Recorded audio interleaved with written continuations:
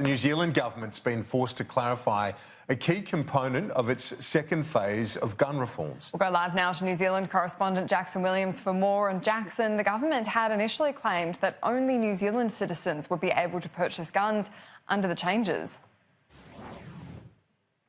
Yeah, it was a claim made by both the Prime Minister, Jacinda Ardern, and her Police Minister, Stuart Nash, on multiple occasions yesterday at a media conference to outline the second stage of gun reforms prompted by the Christchurch attack. It was claimed that permanent residents from Australia living in New Zealand would not be able to purchase guns under the changes. The Prime Minister even claimed that the provision would have prevented the alleged Christchurch attacker from being able to purchase weapons in New Zealand. But since that media conference, both the Prime Minister and her Police Minister have been forced to acknowledge that they got it wrong.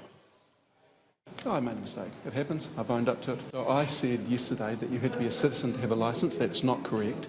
If you're coming into this country on a visitor's permit, you have to get a special licence, but you will not be able to purchase a firearm. But if you are resident in this country, you will be able to apply for a firearms licence. You do not have to be a citizen to apply for a licence. I asked a direct question yesterday of officials around that and unfortunately got given the wrong advice. The Minister's now corrected this.